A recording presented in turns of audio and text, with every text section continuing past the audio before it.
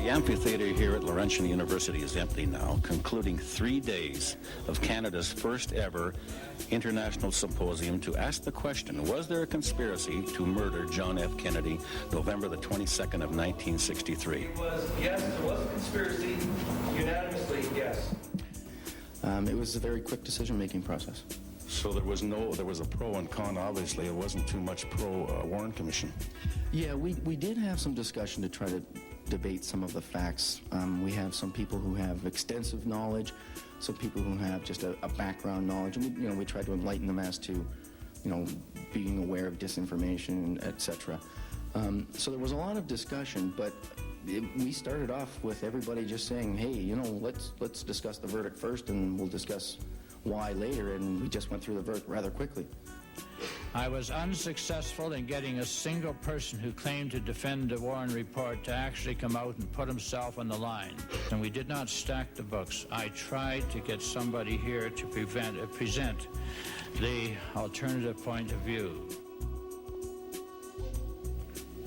Runner to base, everything looks okay in the back area. 10-4. You're looking at an extended security, which means 24 hours a day, and it's everywhere, including around the trailer.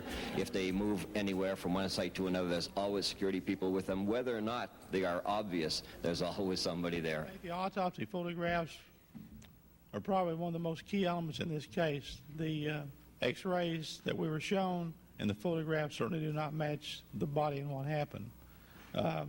We almost have too much evidence. It's hard to sort out. But certainly I would go against the Warren Commission now and let them show us what they've got, and then that show us what we have, and let's go on and get this case solved if we can. I don't know what he was, but not as political as you think he was. So when he went... He cared for the people he loved his country, but I hear him making statements that poor or black people in the country don't have it as good as they should. Or we discussed about if you're not rich, you cannot get the medical attention, or Medicare or something like that. The health service is not provided for everyone, and that's he would like to happen in his country. But that's not out dislike of the country, it's because of your love of the country.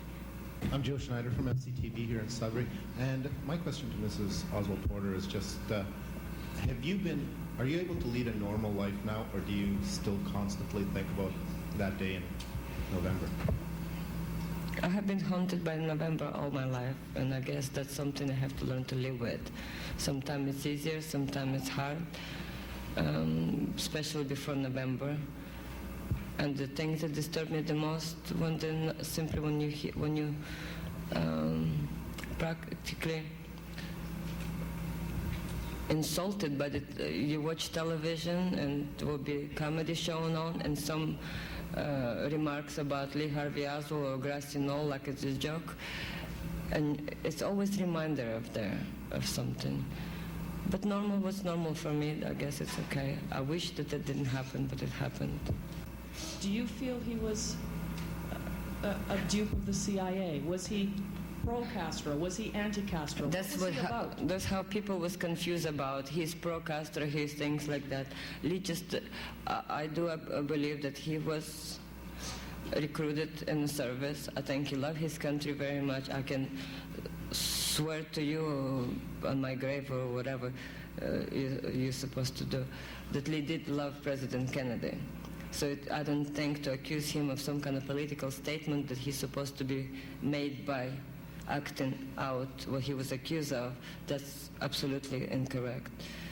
I think he did what he had been told, but I don't think he was a communist or leftist or whatever the thing is. He was just a simply young man who maybe was confused, as we all are when we're young, but not in things that you accuse of, that he was a pro-Castro, things like that. He played the role. This is Mrs. Jean Hill of Dallas. Could you tell us what you saw?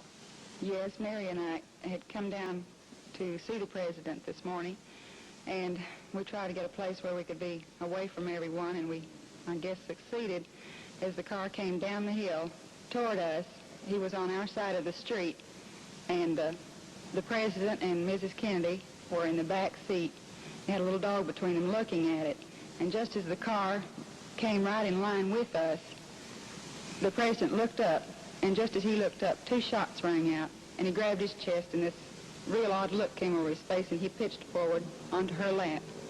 And she jumped up over him at that and screamed and said, "My God, he's been shot." And there was just an instantaneous, sort of an instant's pause, and in the motorcade it momentarily halted, and 3 or 4 more shots rang out, and they sped away real quickly. And by that time I became aware of Mary tugging on my foot saying, "Get down, they're shooting," and it hadn't registered. I'd been so busy looking at the president. You were in a very advantageous spot to see the president. To see the president, but also to get shot. And Jean, again, if you could repeat what you heard. 4 to 6 shots, and they kept telling me I only heard 3. And they said 4 to 6 is not a number. And I said, well, I think it's closer to 6.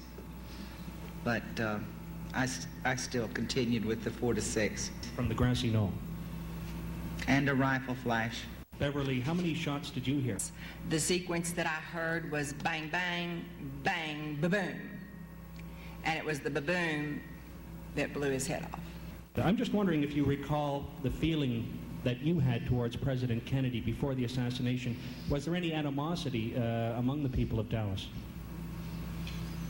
The peons of Dallas didn't have any animosity.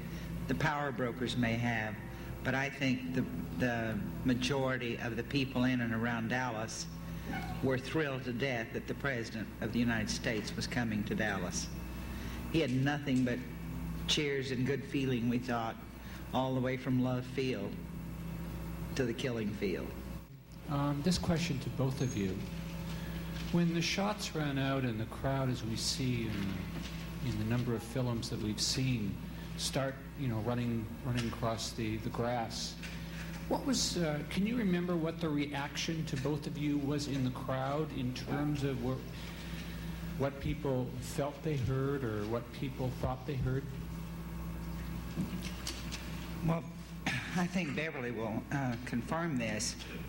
There was an instant there that there was no movement, no sound, no movement.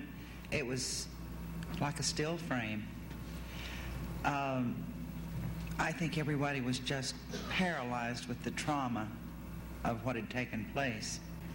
I, myself, was absolutely frozen in my steps. If you watch the Zapruder film and slides that have been made, I continued to stand there and film. I could not have moved for a few seconds if my very life had depended on it, and everybody else is around me on the ground, and I'm still standing there like an idiot. I didn't have any choice. I could not move. I was frozen to my, but the thing that I remember is that not a single person ran toward the book depository. Every single person ran toward the grassy knoll, from the policemen to the witnesses. Do you remember seeing anybody run toward the book depository? They all went that way. Do you think that we ever will come close to the truth about what happened in November of '63? To be quite frank with you, I don't think we're going to get to the bottom of it because I don't think they're going to want to admit it. I really had my hopes built up with the last House Select Committee in 1979. But when you realize how the panels are chosen, that they have to sign certificates of non-disclosure, and the fact that they weren't allowed to call the witnesses that we asked them to call. The witnesses they did call, they didn't ask the right questions, and they knew what questions to ask. And the fact that they can suffer penalty of fine and or imprisonment if they disclose anything that went on, and the fact that the FBI and the CIA handpicks and clears whoever has to be on the panel, that's not the way it's going to come out. So my faith has been dashed. The bottom line is, if Lee was guilty and he's no threat to anybody anymore, why not to reveal everything to the people? That's every time they shut the door on my face, that's give me more answers.